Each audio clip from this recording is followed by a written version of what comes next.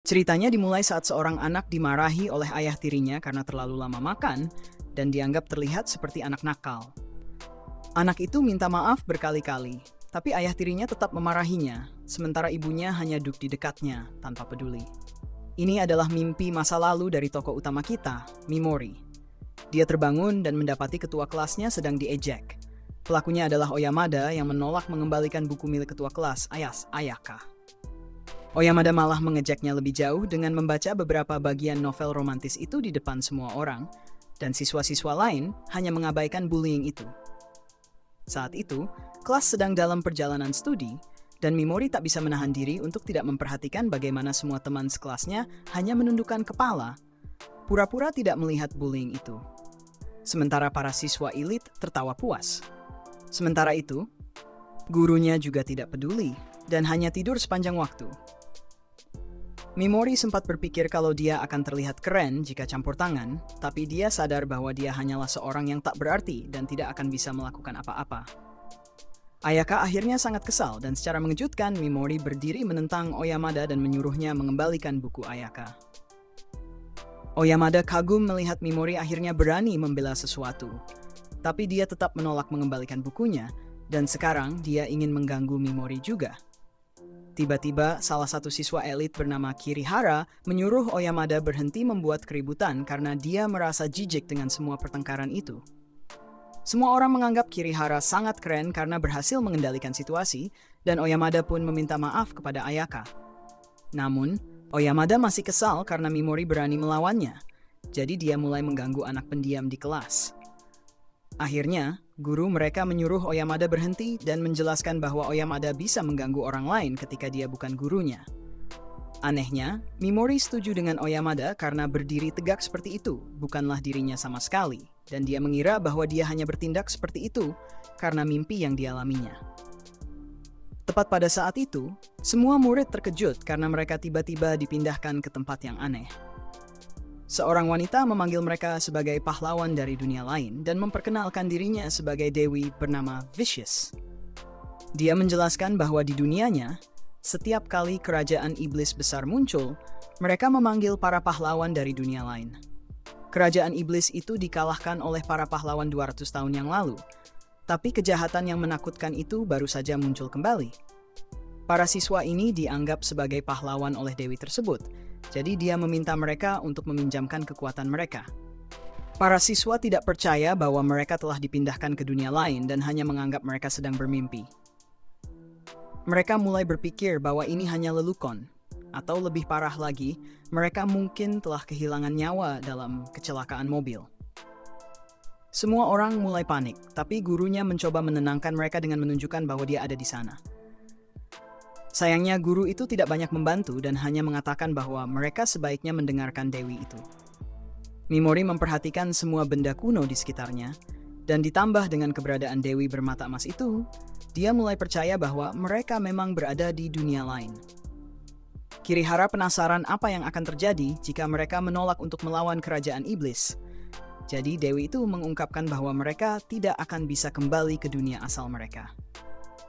Satu-satunya cara untuk melakukan ritual pemanggilan balik adalah dengan menggunakan elemen khusus yang dikenal sebagai esensi Raja Iblis.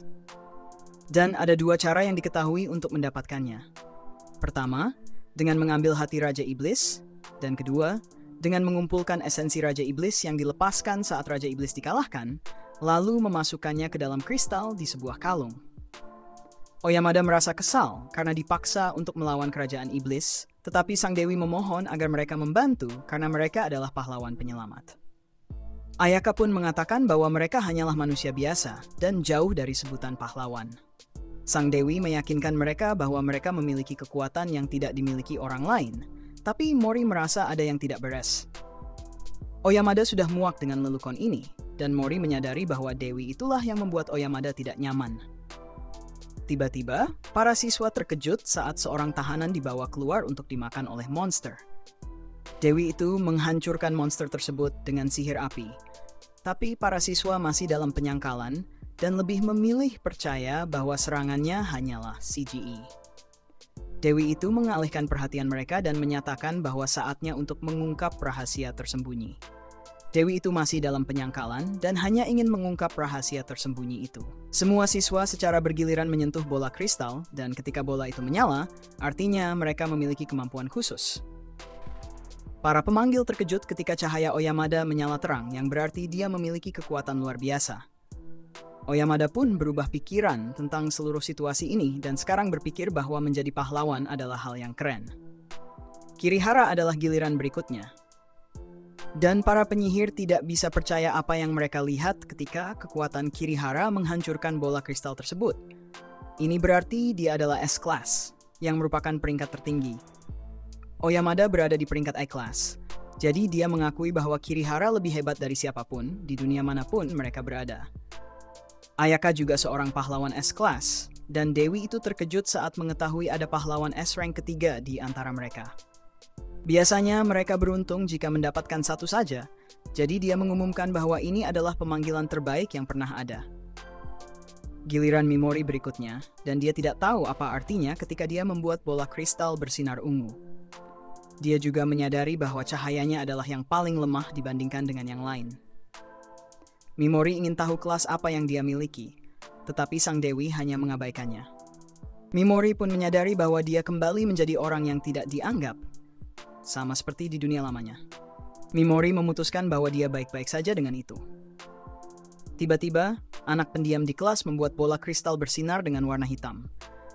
Dewi itu menjelaskan bahwa ini hanya terjadi sekali sebelumnya, ketika pahlawan kegelapan menyentuh kristal dan dia menjadi salah satu pahlawan A-Rank terkuat sepanjang masa. Anak pendiam itu tertawa seperti orang gila dan menyatakan bahwa dia tahu waktunya akan segera tiba. Setelah itu, sang dewi menunjukkan kepada semua orang cara memeriksa status mereka. Mimori memperhatikan bahwa statnya terlihat cukup rendah, dan dia memiliki skill unik yang disebut Inflict Status Ailments, menimbulkan status buruk. Skill unik hanya bisa digunakan oleh individu yang memilikinya, dan para pahlawan bisa membangkitkan lebih banyak skill di kemudian hari. Oyamada mulai bosan dengan penjelasan itu dan ingin segera melakukan hal-hal pahlawan. Gurunya menegurnya agar lebih hormat kepada Dewi, tapi Oyamada menyuruhnya diam karena guru itu hanyalah pahlawan D-Class. Sang Dewi kemudian mengumumkan bahwa hanya ada satu ritual lagi yang harus dilakukan, dan mengejutkan semua orang, dia memanggil Mimori untuk maju ke depan. Mimori sama sekali tidak mengerti mengapa dia dipanggil, jadi sang Dewi menjelaskan bahwa dia adalah pahlawan dengan peringkat terendah dari semua pahlawan yang telah dipanggil, yaitu E-Class. Berdasarkan pengalaman sebelumnya, para pemanggil tahu bahwa pahlawan terlemah selalu menjadi beban bagi yang lain. Karena itu, mereka memutuskan untuk mulai menyingkirkan pahlawan terlemah setiap kali melakukan pemanggilan. Namun, akhirnya ini mulai menakut-nakuti para pahlawan lainnya, sehingga para pemanggil memutuskan untuk melakukan sesuatu yang berbeda. Mereka memutuskan untuk memberikan satu kesempatan bagi pahlawan dengan peringkat terendah untuk bertahan hidup. Mereka akan menguji pahlawan terlemah dengan memindahkannya ke sebuah reruntuhan.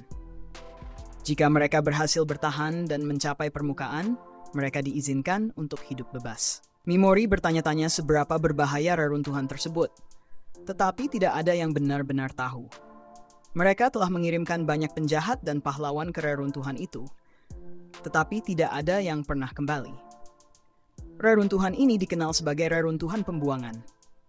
Mimori mencoba menghindarinya dengan menjelaskan bahwa dia memiliki skill unik, tetapi sang dewi menjelaskan bahwa status elements dan skill seperti miliknya sebenarnya tidak berguna.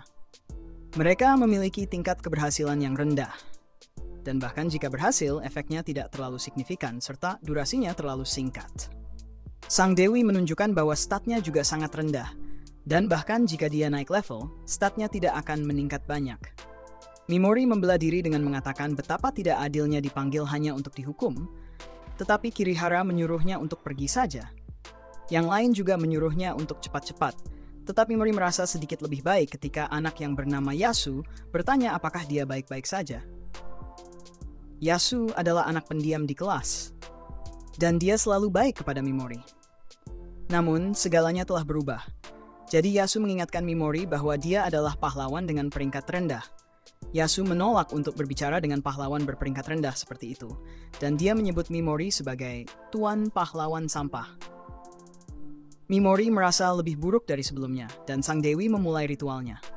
Setiap pahlawan diberikan item unik ketika mereka dipanggil, tetapi item milik Mimori hanyalah tas kulit yang terlihat menyedihkan. Permata di tas itu akan bersinar ketika disalurkan sihir ke dalamnya, tetapi itu saja fungsinya. Tiba-tiba, Ayaka dengan mengejutkan membela Mimori, tetapi Sang Dewi membuatnya membayar dengan membuat Ayaka pingsan. Sang Dewi kemudian berkata kepada semua orang untuk melupakan Mimori karena dia sudah pasti tidak akan selamat.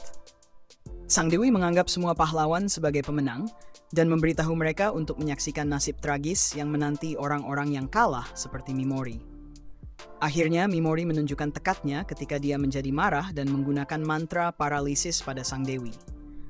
Namun itu tidak berhasil karena Sang Dewi mengungkapkan bahwa sebagai Dewi, dia selalu memiliki penghalang dispel yang aktif. Penghalang ini memberikan pertahanan total terhadap mantra status ailment. Dia mengucapkan selamat tinggal kepada pahlawan sampah itu, tetapi semua orang terkejut ketika Kirihara menggunakan mantra serangan. Namun dia meminta maaf karena dia hanya sedang mengujinya.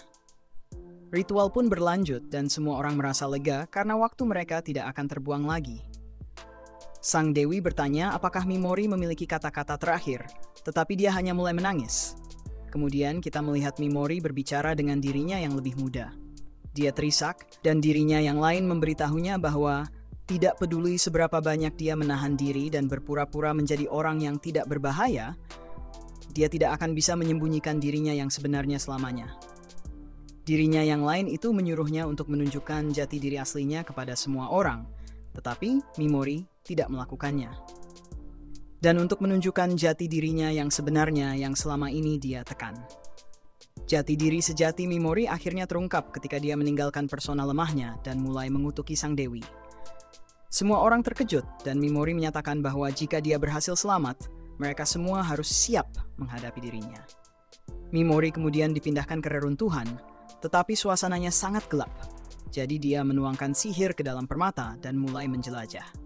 Tiba-tiba, Mimori hampir saja terkena serangan dari monster dan dia berlari menyelamatkan diri. Mimori menggigil saat berlari karena dia bisa merasakan betapa besar perbedaan kekuatan antara dirinya dan monster itu. Mimori sangat ketakutan dan mencoba menyembunyikan permata yang bersinar karena dia berpikir itulah yang menarik perhatian monster. Saat berlari, Mimori menyadari bahwa dia sebenarnya tidak merasa takut. Emosi yang dia rasakan adalah frustrasi. Dia tidak memiliki senjata dan semua statis yang sangat buruk. Skillnya juga tidak nice, membuangnya. Namun, tiba-tiba, Mimori menemukan tekadnya. Dia menyatakan bahwa dia menginginkan kekuatan dan menggunakan mantra paralisis untuk menghentikan monster menakutkan itu di tempatnya. Mimori yang terkejut kemudian berlari menyelamatkan diri dan berpikir tentang bagaimana Sang Dewi mengatakan bahwa skill status ailment jarang berhasil. Mimori bertanya-tanya, apakah itu sebuah keajaiban? Tetapi perhatiannya dengan cepat beralih ke monster baru di depannya. Mimori merasakan permusuhan monster itu dan terasa sangat menekan. Namun, Mimori ingin hidup dan terkejut saat skill paralisisnya berhasil lagi. Ini membuatnya menyadari bahwa menggunakan skillnya untuk pertama kalinya bukan hanya sebuah keajaiban, dan dia mulai berpikir jika kemampuannya mungkin berbeda sama sekali dari sihir di dunia ini. Mimori kehabisan dorongan yang diberikan kepada para pahlawan dan hampir tidak memiliki kekuatan sihirnya sendiri. Dia takut bahwa itu tidak akan cukup untuk menggunakan skillnya, tetapi dia terkejut saat dia berhasil menggunakan mantra racun pada monster tersebut. Tingkat keberhasilannya tampak sangat tinggi, dan sepertinya peringkat monster tidak mempengaruhi efektivitasnya. Durasi efeknya tampaknya cukup lama juga, dan Mimori memberitahu monster tersebut untuk tidak marah padanya, karena monster itu juga berusaha mengambil nyawanya. Mimori sekarang benar-benar kehabisan kekuatan sihir dan bertanya-tanya apa yang akan terjadi jika dia mencoba menggunakan skill status ailment-nya lagi. Tiba-tiba monster yang sama muncul kembali dan Mimori bertanya-tanya apakah seseorang akan datang untuk menyelamatkannya seperti dalam film. Namun, dia memikirkan bagaimana semua orang memperlakukannya dengan buruk sebelumnya dan mengingat saat dia dipukuli sebagai anak-anak. Frustrasi Mimori selama bertahun-tahun mencapai puncaknya dan dia menyadari bahwa dia hanya karakter latar belakang. Jadi tidak ada yang akan datang untuk menyelamatkannya. Mimori tahu bahwa dia tidak bisa mengandalkan orang lain. Jadi satu-satunya pilihannya adalah berjuang untuk bertahan hidup.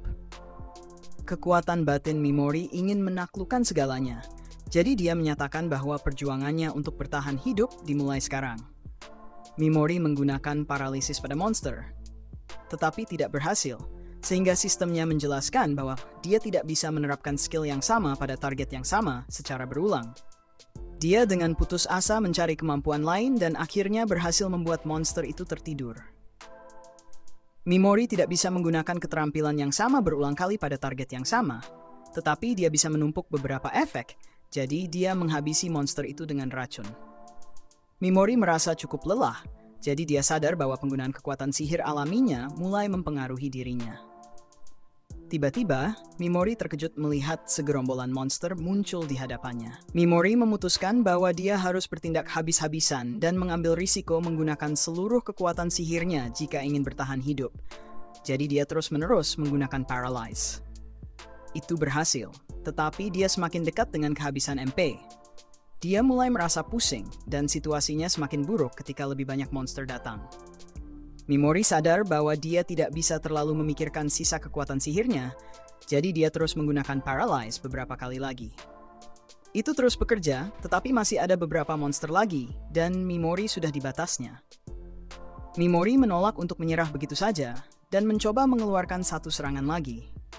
Situasinya tidak terlalu baik, tapi dia masih bisa bertahan hidup. Beruntungnya, Mimori baru saja naik level dan mendapatkan sedikit keberuntungan. Kekuatan sihirnya pulih, jadi dia dengan cepat menggunakan Paralyze lagi. Tepat waktu untuk menyelamatkan nyawanya sendiri. Mimori menyadari bahwa dia mendapatkan lonjakan pengalaman besar dari monster terakhir yang baru saja kehilangan nyawanya, dan dia merasa bersemangat karena ini berarti dia bisa bertarung lagi. Dia terus menggunakan Paralyze, dan keterampilan ini akhirnya naik ke level 2. Mimori penasaran bagaimana sistem level ini bekerja. Tapi, dia segera sadar bahwa dia perlu fokus pada pertarungan. Tiba-tiba, Mimori memperhatikan bahwa sekarang dia bisa menargetkan beberapa lawan sekaligus. Jadi, dia men-paralyze banyak monster. Mimori menyimpulkan bahwa Dewi mungkin satu-satunya yang tidak terpengaruh oleh keterampilan uniknya, karena tingkat keberhasilannya di Ruins of Disposal adalah 100%. Tidak ada tanda target pada monster-monster yang lebih jauh. Nah, jadi ini berarti keterampilan status ailment-nya memiliki jangkauan terbatas. Mimori kemudian melanjutkan dan meracuni monster-monster yang terparalyze. Mereka tampak cukup tidak berbahaya sekarang dan Mimori hanya melihat mereka sebagai poin pengalaman. Mimori memeriksa statistiknya dan ini menunjukkan bahwa semuanya bertambah ketika dia naik level. MP awalnya sudah tinggi dan meningkat pesat. Tiba-tiba, semua monster mulai menjadi korban racun Mimori dan dia naik level beberapa kali. Dia membuat beberapa monster tertidur dan keterampilan tidurnya naik ke level 2. Mimori semakin naik level saat lebih banyak monster runtuh dan dia merasa yakin bisa mengeliminasi monster yang muncul. Mimori bersiap untuk melanjutkan pertarungan, tetapi dia terkejut saat monster-monster itu tiba-tiba lari darinya. Mimori kemudian menemukan sesuatu untuk dikenakan dari mayat dan memutuskan bahwa dia perlu mencari makanan dan air.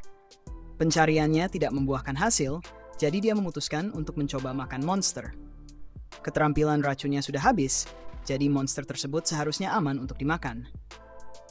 Kulit monster ternyata terlalu keras untuk dipotong, jadi Mimori memutuskan untuk mengiris matanya. Rasanya tidak menggugah selera sama sekali, dan semakin buruk saat dia menggigitnya.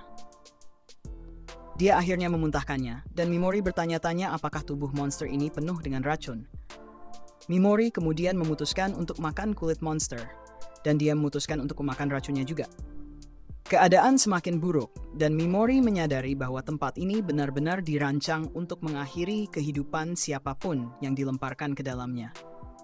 Mimori sangat kelaparan, tetapi dia memperhatikan bahwa lampu di tasnya berubah warna.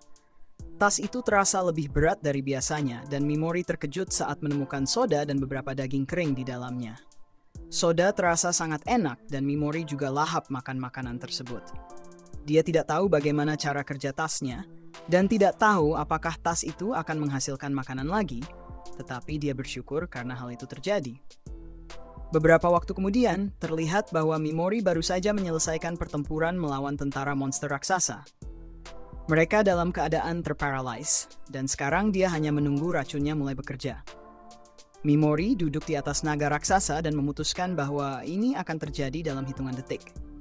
Tiba-tiba, tentara monster mulai tumbang, dan Mimori semakin sering naik level. Dia mengakui betapa mengerikannya pemandangan itu dan mulai meneteskan air mata. Tiba-tiba Mimori teringat masa kecilnya ketika dia memimpikan untuk membalas dendam. Mimori tahu bahwa dia harus menghabisi ayahnya sebelum ayahnya menghabisinya. Untungnya bagi Mimori, bibinya dan pamannya akhirnya mengangkatnya dan memberikan sedikit kestabilan dengan kehangatan keluarga. Mereka mengajarinya tentang kebaikan dan empati, dan Mimori merasa bahwa dia telah berhasil menjadi seperti mereka. Namun sekarang Mimori tidak merasakan apa-apa dan bahkan tidak merasa gemetar saat mengambil banyak nyawa. Mimori mulai menakutkan dirinya sendiri tetapi memutuskan untuk menerima siapa dirinya sekarang. Mimori mengubur diri lamanya dan meninggalkannya di belakang saat dia menerima diri barunya. Mimori kemudian dengan mudah menghancurkan monster mata dan menuangkan sihirnya ke dalam sebuah permata di samping pintu misterius. Pintu terbuka, dan dia menemukan bahwa 2 orang telah mengakhiri hidup mereka di dalam ruangan itu. Mimori terkejut ketika menemukan semua permata yang mereka miliki dan mengira bahwa dia mungkin membutuhkannya saat kembali ke permukaan. Mimori meminta maaf kepada pasangan itu karena mengambil permata mereka dan melanjutkan untuk menjelajahi ruangan-ruangan lainnya. Setelah memeriksa beberapa ratus ruangan, Mimori menemukan sebuah ruangan yang memerlukan lebih banyak kekuatan sihirnya daripada yang lain. Ketika dia masuk ke dalam ruangan, dia menemukan sesuatu yang keren. Orang ini bernama Anglin dan dia dikenal sebagai pahlawan kegelapan. Mimori ingat bahwa Dewi mengangkat pria ini sebagai yang terkuat dari semua pahlawan. Suratnya mengungkapkan bahwa Dewi Vicious mengirimnya ke sana dengan paksa. Dia tidak lagi dibutuhkan, dan mereka hanya menganggapnya sebagai gangguan. Dia curiga bahwa dia akan segera mati di penjara ini, jadi dia meninggalkan sesuatu sebagai cadangan jika ada yang menemukannya. Mimori mengutuk Dewi karena dia mengatakan bahwa kekaisaran iblis adalah jahat, tapi dia jauh lebih buruk. Mimori merasa dia tidak jauh berbeda, karena dia hanya menginginkan balas dendam dan tidak peduli tentang menyelamatkan dunia. Mimori menemukan apa yang ditinggalkan oleh pahlawan kegelapan, yaitu sebuah buku tentang seni terlarang. Buku itu penuh dengan resep untuk barang-barang dan senjata magis. Mimori juga menemukan sebuah gulungan sihir terlarang, tetapi dia tidak bisa membaca tulisan di dalamnya. Penyihir terkenal ini telah berusaha keras untuk menyembunyikannya, jadi Mimori memutuskan bahwa itu pasti adalah mantra yang sangat kuat. Jika dia bisa mengartikan tulisan tersebut, maka itu mungkin bisa menjadi kartu truf melawan Dewi. Tiba-tiba, Mimori terkejut saat menemukan satu halaman berdarah yang memperingatkan tentang pemakan jiwa. Makhluk ini adalah yang mengambil nyawa semua orang di reruntuhan. Mimori terus menjelajah dan menemukan sebuah pintu yang tampaknya tidak akan terbuka tanpa memasukkan sesuatu ke dalam mekanisme kuncinya. Mimori menentukan bahwa ini adalah jalan keluar ke permukaan, tetapi ini juga membuatnya menyadari bahwa pemimpin jiwa pasti ada di dekatnya. Itu pasti sangat berbahaya karena bahkan pahlawan besar pun tidak bisa mengalahkannya. Mimori telah meningkatkan levelnya sebanyak mungkin hingga saat ini, dan dia hanya berharap bisa mengalahkannya dengan keterampilan ini. Di dekatnya, dia menemukan sebuah wajah dan menentukan bahwa orb di kepalanya adalah yang dia butuhkan untuk membuka pintu terakhir. Wajah ini jelas adalah pemimpin jiwa, karena dia bahkan tidak bisa mendekatinya tanpa ditembak. Pemimpin jiwa tidak memberikan celah sedikit pun, tetapi dia perlu orb itu untuk melarikan diri. Jadi Mimori harus mempertaruhkan nyawanya untuk mendapatkannya. Mimori harus mengucapkan nama keterampilan untuk mengaktifkan inflict status ailment-nya, dan harus cukup keras juga. Tidak ada waktu untuk berpikir karena pemimpin jiwa mulai bergerak sendiri. Monster ini adalah yang menolak pahlawan terkuat dan penyebab dari tingkat kelangsungan hidup 0 di reruntuhan. Makhluk ini jelas menguasai reruntuhan, yang berarti ini akan menjadi pertarungan terakhir Mimori untuk nyawanya di Ruins of Disposal. Di luar, terlihat seseorang yang muncul untuk menunggu di dekat reruntuhan. Di dalam, Mimori terkejut bahwa Soul Eater tidak langsung menyerangnya dan malah mulai memuntahkan sesuatu. Zat ini berubah menjadi monster-monster menjijikkan, dan Mimori menyadari bahwa Soul Eater menunjukkan kepadanya bagaimana penampilan korbannya tepat sebelum kehilangan nyawa mereka. Soul Eater jelas ingin melihat reaksinya, dan Mimori memutuskan bahwa inilah cara makhluk ini bersenang-senang. Tiba-tiba, Soul Eater menunjukkan dirinya kepada Mimori dengan teriakan keras, dan Mimori harus men-paralyze monster-monster lendir itu. Selanjutnya, Mimori harus meracuni mereka, tetapi dia tidak bisa melakukannya karena mereka mengingatkannya pada orang-orang yang kehilangan nyawanya. Mimori menyatakan bahwa dia tidak seperti monster ini karena dia tidak pernah bisa menggunakan jiwa manusia sebagai mainan. Dia tidak bisa menggunakan racunnya pada sesuatu yang tampak seperti manusia, dan Mimori menyatakan bahwa dia masih seorang manusia. Pemimpin jiwa tampaknya terhibur dengan seberapa banyak ia menyiksa Mimori, jadi ia menciptakan lebih banyak makhluk. Mimori meminta mereka untuk menjauh, dan dia bisa merasakan bahwa pemimpin jiwa benar-benar menikmati keputusasaannya. Mimori yang ketakutan memohon agar makhluk-makhluk itu pergi, sementara pemimpin jiwa hanya tertawa gila. Mimori kini benar-benar putus asa, dan dia memohon agar seseorang menyelamatkannya. Mimori menyadari bahwa pemimpin jiwa mencapai puncak kesenangannya, jadi dia dengan terkejut mengubah sikapnya secara total dan men-paralyze pemimpin jiwa. Mimori menjelaskan bahwa dia bisa merasakan bahwa ini adalah saat terbaik dalam hidup pemimpin jiwa. Ia telah menemukan mangsa terbaik yang bisa disiksanya untuk kepuasan maksimal. Namun ini berarti bahwa pemimpin jiwa menurunkan kewaspadaannya dan tidak menyadari bahwa Mimori tidak pernah sekalipun menurunkan lengan kirinya.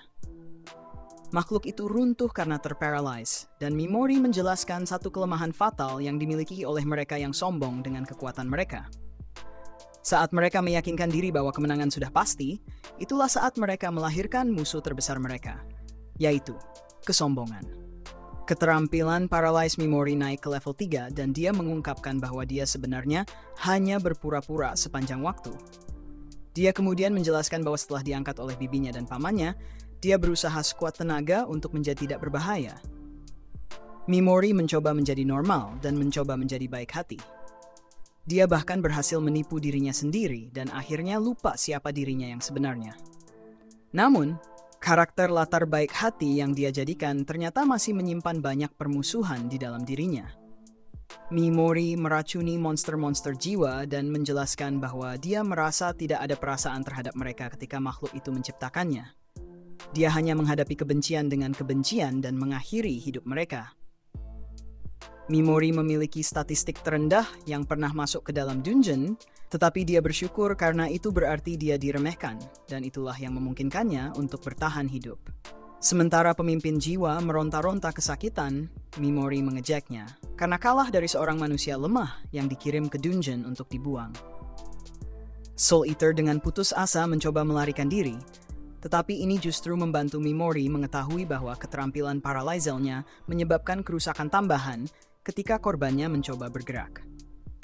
Mimori akhirnya meracuni Soul Eater dan keterampilannya naik ke level 3. Mimori mengakhiri pertarungan dan mantra tidurnya, dan jiwa-jiwa yang digunakan oleh Soul Eater muncul untuk berterima kasih kepada Mimori.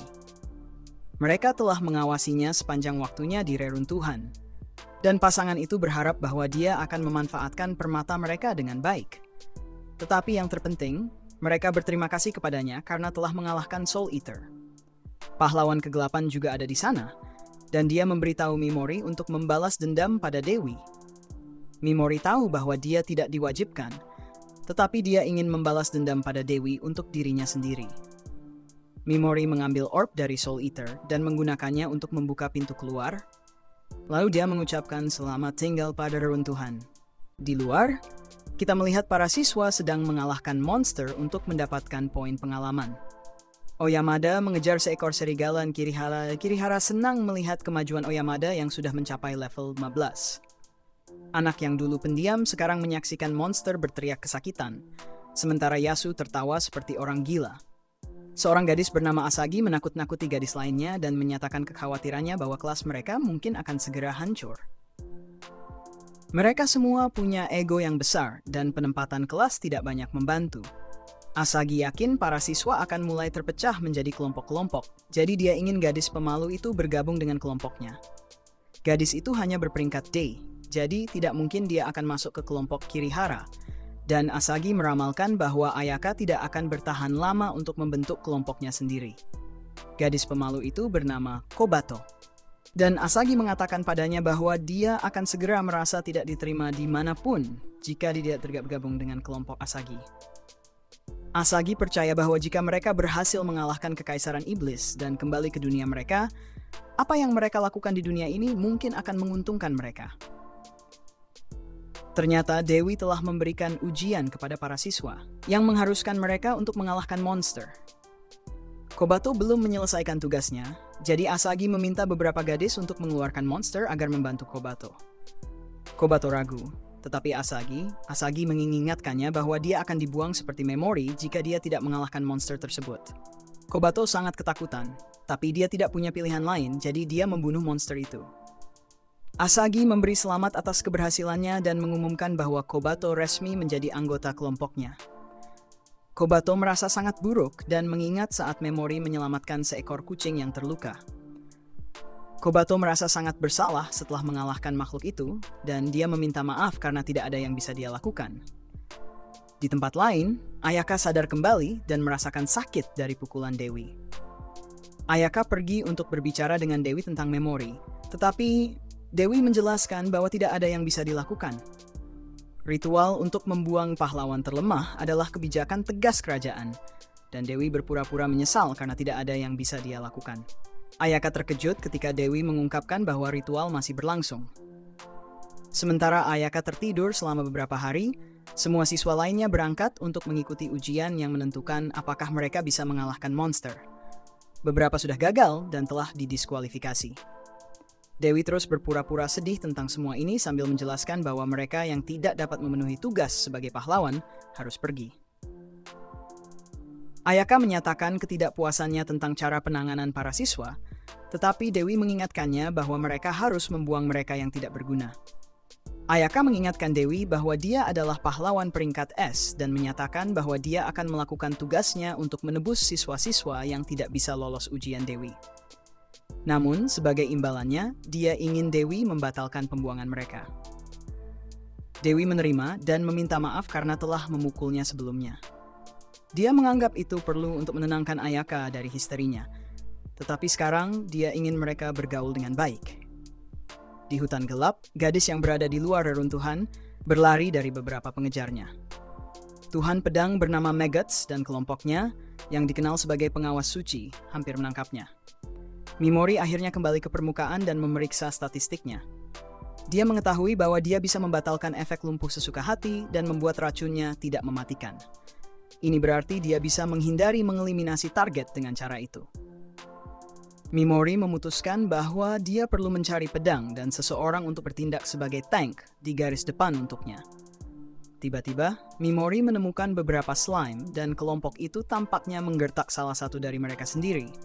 Mimori berharap slime yang dibully itu bisa membela dirinya, tetapi tidak ada harapan karena dia sangat kalah jumlah.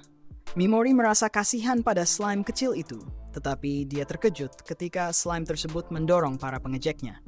Mimori turun tangan untuk melumpuhkan dan meracuni para pengejek, dan dia menyadari bahwa dia bisa mengubah pengaturan pada kemampuannya. Dia membatalkan efeknya dan menyuruh para pengejek untuk pergi, meninggalkan hanya slime kecil itu. Mimori meninggalkannya dalam keadaan lumpuh, dan dia tidak bisa melakukan apa-apa tentang itu. Mimori memberitahu slime kecil itu bahwa dia sangat terkesan dengan bagaimana slime itu membela dirinya.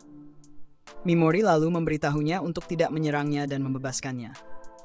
Mimori mengucapkan selamat tinggal pada slime kecil itu, tetapi slime itu terus mengikutinya melalui hutan.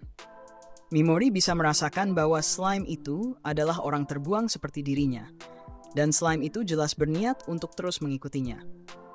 Di dekat situ, sang putri kelelahan setelah melarikan diri dan menyadari bahwa begitulah cara pengawas suci melakukan perburuan mereka. Kembali ke Mimori, kita melihat bahwa dia telah bergabung dengan slime dan menggunakannya untuk menjaga belakangnya. Mimori membaca buku yang ditinggalkan Anglin dan dia belajar tentang eksperimen untuk memperkuat monster. Itu adalah seni terlarang dan bahkan menjelaskan cara membuat solusi untuk meningkatkan slime. Mimori sangat jelas pada Slime bahwa dia sedang dalam misi balas dendam. Jadi mengikuti dia berarti itu juga tujuan mereka. Mimori bertanya pada Slime apakah itu setuju, dan Slime itu sepenuhnya setuju. Mimori menamainya Piggymaru, dan Slime kecil itu tidak keberatan dengan nama itu. Mimori bertekad untuk membalas dendam dengan cara apapun yang mungkin. Jadi dia akan ragu untuk menggunakan sihir dan seni terlarang.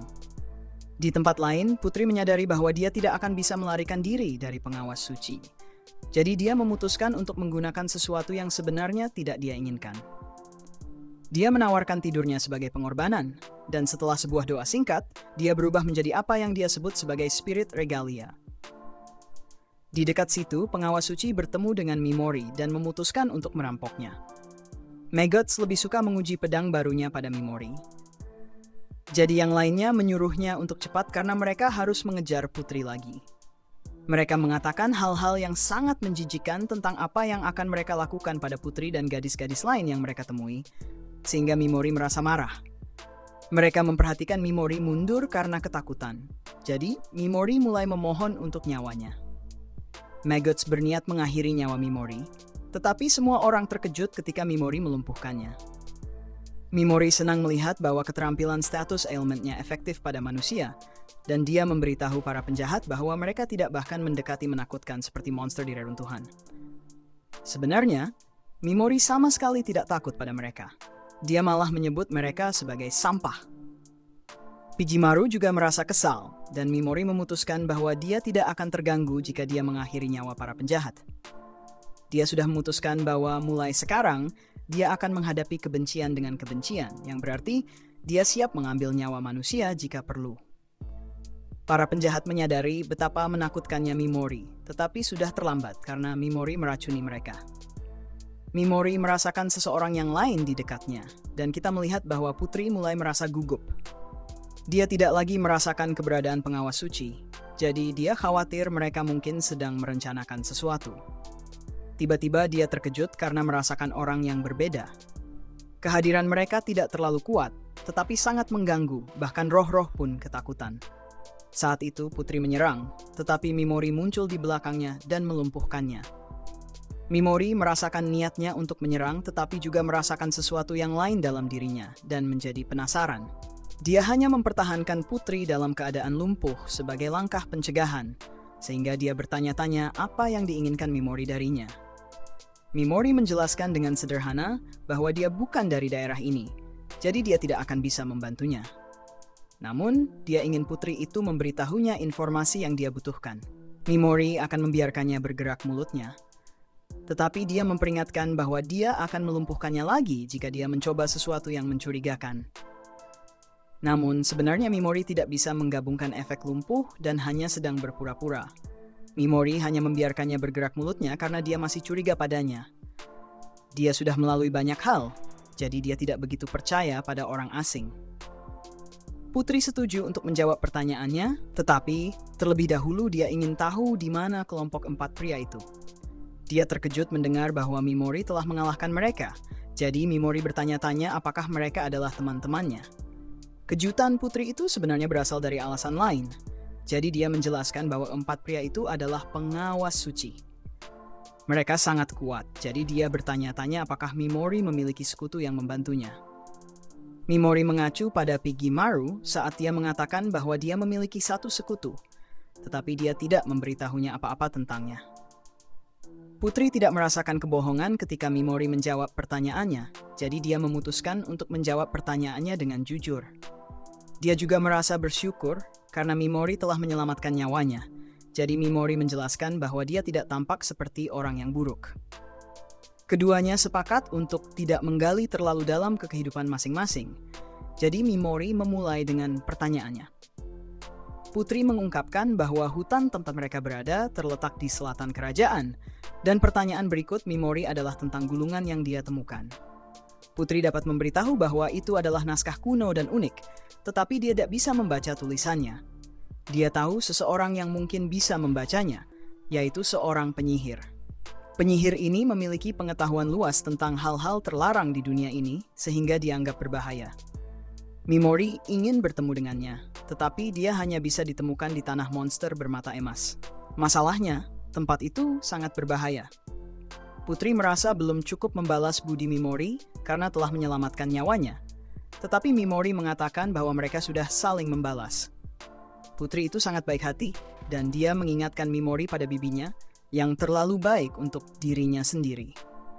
Mimori memberitahunya bahwa efek lumpuh akan hilang dalam beberapa menit, tetapi dia tidak bisa menjamin keselamatannya selama waktu itu. Putri itu tidak masalah dengan hal itu, jadi Mimori berharap dia selamat dalam perjalanannya, dan dia pergi. Mimori menjelaskan pada Pigimaru bahwa dia tidak menikmati mengakhiri nyawa, jadi dia hanya akan melakukannya sesuai dengan aturannya sendiri.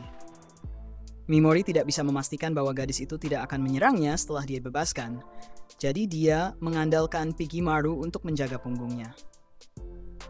Beberapa saat kemudian, Mimori tiba di sebuah kota dan berpura-pura sebagai tentara bayaran yang menjawab panggilan untuk menaklukkan reruntuhan.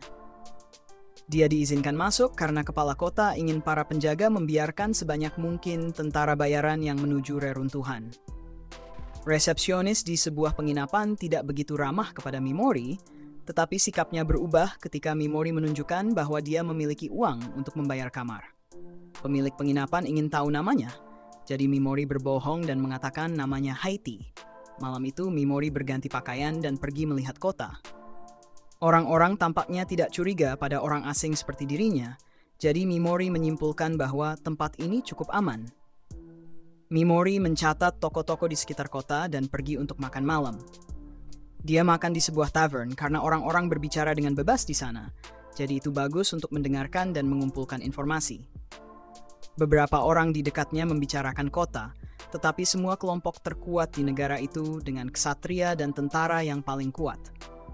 Di antara semua mereka, para pria sepakat bahwa yang terkuat adalah ksatria naga hitam dari Kekaisaran Bacchus. Ini karena 5 dragons mereka saja setara dengan seluruh tentara. Mereka juga memiliki kekuatan terkuat kemanusiaan dan pembunuh pahlawan. Malam itu, Mimori berbicara dengan Pigimaru tentang rencana masa depan mereka. Prioritas utama mereka adalah bertemu dengan orang yang bisa membaca gulir sihir terlarang. Ini berarti mereka harus menemukan penyihir tabu yang bersembunyi di tanah monster mata emas. Namun, hal pertama yang ingin Mimori lakukan adalah menggunakan peningkatan monster untuk meningkatkan kemampuan Pigimaru. Tiba-tiba, Mimori teringat bahwa sebuah lantai baru saja ditemukan di reruntuhan Mill, dan itulah sebabnya banyak tentara bayaran datang ke kota tersebut. Untungnya, bahan yang diperlukan untuk peningkatan monster berasal dari Raja Kerangka yang berada di reruntuhan Mill. Keesokan harinya, pemimpin kota menginstruksikan para tentara bayaran untuk menjelajahi lantai baru di reruntuhan tersebut. Ia mengumumkan bahwa siapapun yang memperoleh cawan mata naga di dalam reruntuhan akan diberikan 300 keping emas. Mereka akan dibayar dengan murah hati untuk harta lainnya. Dan mereka bisa menyimpan bahan yang mereka temukan. Ini adalah berita baik bagi Mimori karena ia akan dapat menyimpan bubuk tulang dari Raja Kerangka. Para tentara bayaran diinstruksikan untuk membentuk barisan, dan Mimori memperhatikan seorang pria aneh yang mengganggu seorang gadis. Pria itu sepertinya mengenali suaranya dan bertanya-tanya, apakah dia adalah Kapten Paladin dari sebuah negara tertentu. Orang-orang di sekitar mulai berbisik, karena mereka mulai berpikir bahwa dia adalah mantan Kapten Malam yang sekarang memiliki buronan di kepalanya. Pria aneh itu mengingat saat ketika Kapten Malam menolaknya, tetapi gadis itu tidak mengingat pernah bertemu dengannya. Pria itu juga mengenali perlakuannya yang kasar dan wajahnya terbakar dalam ingatannya, Mimori. Ia berniat mengungkapkan identitasnya dengan menunjukkan telinganya. Kapten Malam adalah elf tinggi yang cukup jarang di daerah ini, jadi jika telinganya runcing, maka itu pasti dia. Pria ini memperkenalkan dirinya sebagai Dorogeti, dan dia melepas tudung gadis tersebut. Ia ingin mendapatkan pujian karena menangkap kapten yang telah melarikan diri, tetapi ia terkejut ketika telinga gadis itu tampak normal.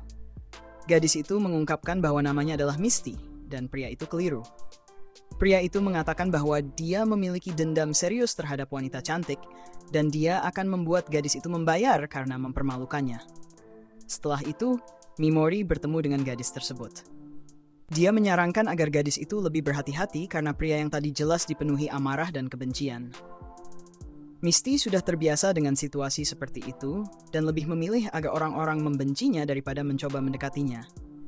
Sangat jelas, bahwa dia mencoba menghindari interaksi dengan orang lain.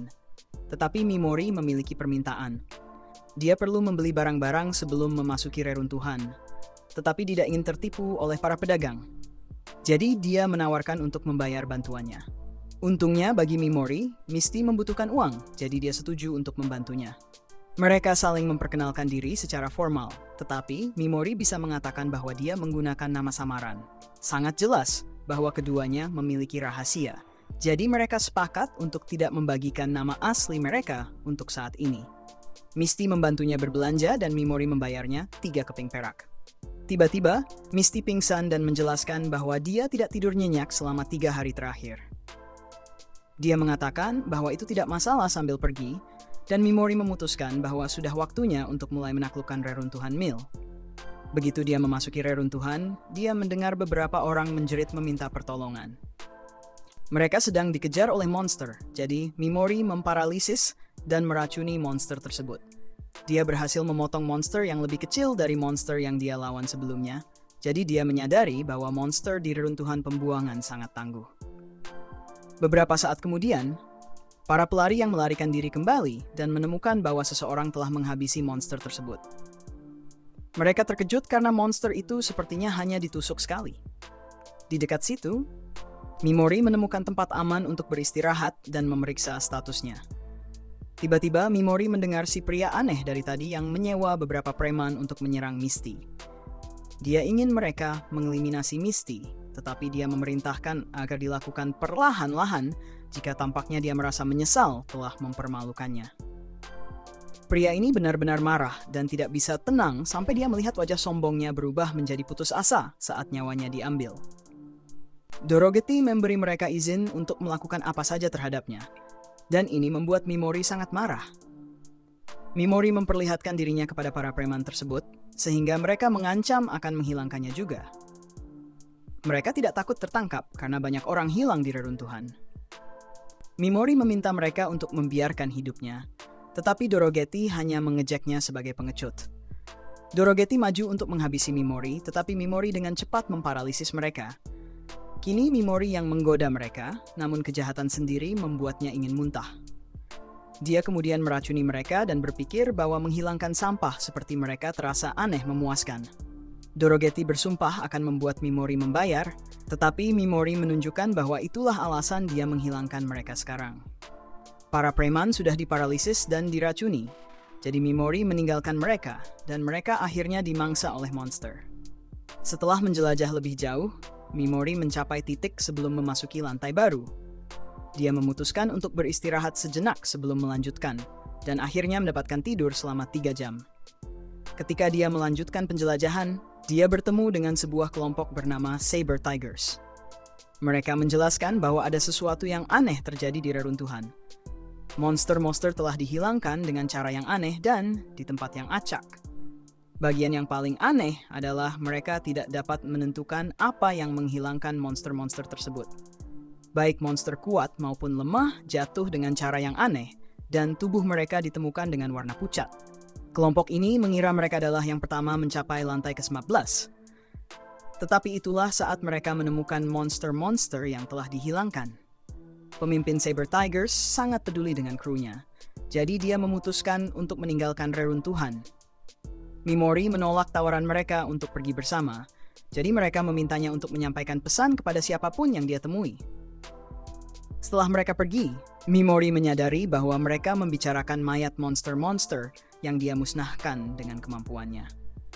Kita kemudian melihat semua monster yang telah dia hilangkan, dan Mimori menyadari bahwa ketakutan yang ditimbulkannya berarti persaingan yang lebih sedikit di reruntuhan. Akhirnya, Mimori menemukan cawan mata naga, tetapi tampaknya dilindungi oleh sebuah gargoyle. Mimori mengira gargoyle itu akan bergerak jika dia mengambil cawan tersebut, jadi dia memparalisisnya. Gargoyle itu jelas-jelas hidup, jadi dia melanjutkan dengan memberikan racun. Mimori meminta Pigimaru untuk menjaga punggungnya, dan dia mengambil cawan tersebut. Gargoyle itu akhirnya jatuh akibat racun Mimori, dan tiba-tiba Misty muncul entah dari mana. Mimori memberikan cawan tersebut kepada Misty, yang tentu saja mengejutkannya karena hadiah 300 emas bukanlah hal yang sepele. Misty ingin memberinya sesuatu sebagai balasan, tetapi Mimori tidak menginginkan apa-apa. Mimori bersiap untuk pergi, tetapi Misty menolak untuk menerima tawarannya yang terlalu murah hati begitu saja. Mimori mengatakan bahwa persona palsu yang digunakannya sebenarnya adalah orang yang sangat baik, tetapi kenyataannya tujuannya bukanlah harta karun. Mimori secara mengejutkan membuka jalur tersembunyi dan menjelaskan bahwa tujuannya adalah monster yang bersembunyi di bawah. Misty masih ingin membalas budi, jadi dia menawarkan untuk bertindak sebagai penjaga untuknya. Dia berjanji tidak akan menghalanginya dan bersumpah untuk melindunginya dengan keterampilan pedangnya. Mimori tidak melihat tanda-tanda dia mundur, jadi dia setuju untuk membiarkannya pergi bersamanya dengan beberapa syarat. Pertama, mereka harus terus-menerus tidak menyelidiki kehidupan masing-masing. Kedua, Mimori berencana untuk menghabiskan banyak waktu di lantai berikutnya, jadi jika dia memutuskan untuk kembali sendiri, maka Mimori tidak akan bertanggung jawab atas dirinya. Misty setuju dengan syaratnya dan bersumpah untuk melindunginya dengan nyawanya. Beberapa saat kemudian, Misty terbukti berguna karena dia dengan ahli memotong monster yang menjijikkan. Dia jelas berpengalaman, jadi Mimidescent and Thosis Mythical Art. Misty menjelaskan bahwa monster dengan mata emas diken sebagai mangsa sempurna bagi para pahlawan dari dunia lain untuk meningkatkan level mereka. Mimori tidak memberitahunya bahwa dia sebenarnya adalah salah satu pahlawan dari dunia lain, jadi Misty melanjutkan penjelasan bahwa ternyata para pahlawan tidak mendapatkan pengalaman dari menghilangkan orang lain. Poin pengalaman adalah fitur yang unik untuk monster. Menurut legenda, Raja Iblis, yang merupakan akar dari segala kejahatan, memancarkan energi khusus yang dikenal sebagai esensi Raja Iblis. Monster yang sangat dipengaruhi oleh energi ini akan memiliki mata emas. Energi ini juga membangkitkan naluri kekerasan yang paling ekstrem yang dimiliki semua monster. Setelah menjelajah lebih jauh, Misty mengatakan bahwa dia telah merasakan keberadaan monster. Monster itu tidak terlalu kuat, jadi dia mengabaikannya, tetapi itu cukup dekat. Ternyata itu hanyalah Piggymaru, jadi Mimori memperkenalkannya kepadanya. Misty awalnya takut padanya, tetapi Mimori meyakinkannya bahwa itu aman, sehingga dia menguji slime kecil itu. Misty ragu-ragu untuk beristirahat, jadi Mimori meyakinkannya untuk setidaknya berbaring agar dia bisa mendapatkan sedikit tidur. Misty terlihat kelelahan sejak pertama kali mereka bertemu, jadi Mimori menggunakan kemampuannya untuk membuatnya tidur. Ini menyebabkan sihir penyamarannya hilang, dan menjadi jelas bahwa dia adalah Kapten Malam dari Ash Rain. Kembali ke permukaan, para ksatria naga hitam menemukan mayat 4 pengawas suci. Para ksatria menentukan bahwa mereka telah dihilangkan dalam sekejap mata tanpa tanda-tanda pertempuran yang nyata. Pembantaian seperti ini dilakukan terhadap pria-pria terampil semacam ini adalah hal yang tidak bisa diterima. Jadi pemimpin ksatria naga mengasumsikan bahwa ini adalah perbuatan Ashrain, Kapten Malam. Misty terbangun beberapa saat kemudian, terkejut karena telah tertidur. Mimori berpura-pura terbangun juga, dan mereka segera diserang oleh Raja Kerangka. Mimori bisa merasakan bahwa makhluk ini jauh lebih kuat dibandingkan monster-monster lainnya. Namun, Misty yakin bahwa mereka bisa mengalahkannya jika mereka menghancurkan bagian perak di bawah dagu monster tersebut. Misty tahu bahwa makhluk ini sangat kuat, bahkan harimau saber pun tidak akan mampu mengalahkannya. Misty mengungkapkan bahwa dia akan menggunakan keterampilan untuk meningkatkan kemampuan fisik dasarnya dan menciptakan armor. Dia ingin menjaga kekuatan ini tetap rahasia, jadi dia meminta Mimori untuk tidak memberitahukan siapapun. Misty kemudian meminta maaf karena jika makhluk itu terlalu kuat, dia tidak akan bisa melindungi Mimori. Dia mengatakan bahwa Mimori harus melarikan diri, tetapi dia terkejut ketika Mimori dengan mudah menghentikan serangan monster tersebut dengan cara mematikannya. Dia kemudian meracuni makhluk raksasa itu, dan akhirnya makhluk tersebut kalah. Mimori mengambil apa yang dibutuhkannya dari Raja Kerangka, dan mereka bersiap untuk kembali ke permukaan. Tiba-tiba, Piggymaru merasakan sesuatu di dalam Raja Kerangka, dan Mimori menemukan sesuatu yang tertutup kain magis. Ternyata itu adalah sebuah telur, dan Piggymaru ingin Mimori membawanya pulang bersama mereka. Di tempat lain, teman-teman sekelas Mimori diserang oleh Ksatria Kerangka. Seorang gadis panik seperti orang lemah setelah tangannya terpotong, tetapi temannya meyakinkannya bahwa tangan itu bisa disembuhkan. Ayaka berusaha mencari keberanian untuk melindungi semua orang, Tetapi Oyamada dan Kirihara tiba untuk menunjukkan kendali elit mereka atas kemampuan mereka. Ayaka menyelamatkan gadis tanpa tangan dari bahaya, dan Kirihara mengumumkan bahwa dia belum mencapai level 24. Beberapa waktu kemudian, para tentara yang bertugas di reruntuhan terkejut melihat bahwa Misty berhasil mendapatkan piala mata naga. Mimori pergi karena dia telah mendapatkan apa yang dia inginkan, tetapi Misty ingin berbicara dengannya. Dia akan menerima hadiah untuk piala tersebut besok, dan akan tinggal di kota untuk 1 hari lagi. Mimori ingin berbicara dengannya secara pribadi, jadi mereka sepakat untuk bertemu lagi nanti. Misty sekali lagi mengucapkan terima kasih atas piala tersebut, tetapi Mimori mengatakan bahwa itu tidak perlu. Malam itu, Mimori menggunakan bahan-bahan dari Raja Kerangka untuk membuat larutan peningkatan monster. Mimori akan perlu menggunakannya pada Pigimaru nanti, karena Misty telah tiba. Mimori mengungkapkan bahwa dia ingin mempekerjakan Misty sebagai pengawalnya, karena tujuannya adalah menemukan penyihir dari larangan. Tujuannya adalah ke tanah makhluk bermata emas, jadi dia mengharapkan banyak serangan monster yang merangsek.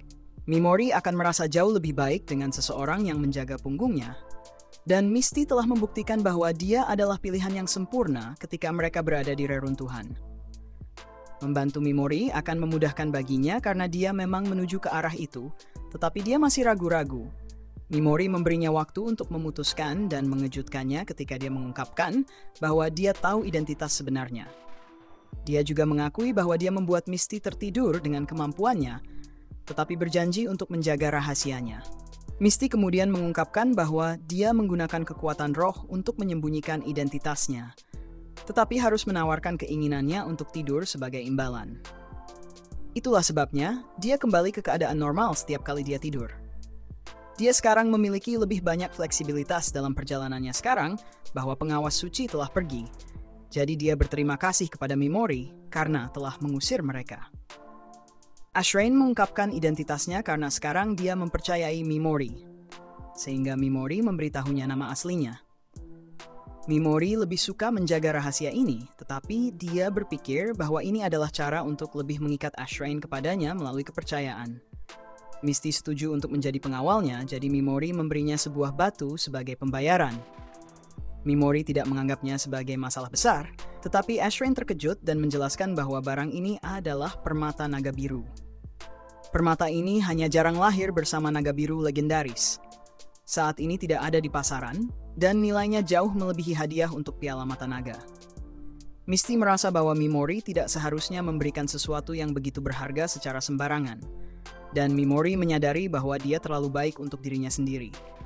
Misty mencoba mengembalikannya, tetapi Mimori memaksanya untuk menerimanya dan mengatakan padanya untuk melakukan apapun yang dia inginkan dengan itu. Mereka sepakat untuk menggunakan nama samaran mereka di depan umum, dan Ashrain menjelaskan masih banyak hal yang tidak diketahui Mimori tentang dirinya. Dia mengungkapkan bahwa dia sedang dalam pelarian, tetapi Mimori tidak ingin menyelidiki masa lalunya. Mimori hanya ingin dia memastikan bahwa dia melakukan pekerjaan dengan baik sebagai pengawalnya. Keesokan harinya, beberapa orang berbicara buruk tentang bagaimana Misty terlihat keluar dari kamar Mimori tadi malam. Mimori mengatakan untuk mengabaikan para pendosa itu, dan Ashrain terkesan dengan kedewasaan yang ditunjukkannya. Mimori kemudian membahas topik sihir terlarang, dan Ashrain tahu banyak tentang itu. Sihir ini dianggap terlarang oleh Dewi, dan pada dasarnya merupakan mantra kuno.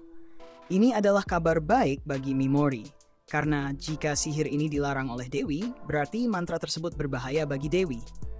Setelah sarapan, Ashrain pergi untuk penerimaan hadiahnya, dan mereka sepakat untuk bertemu lagi nanti.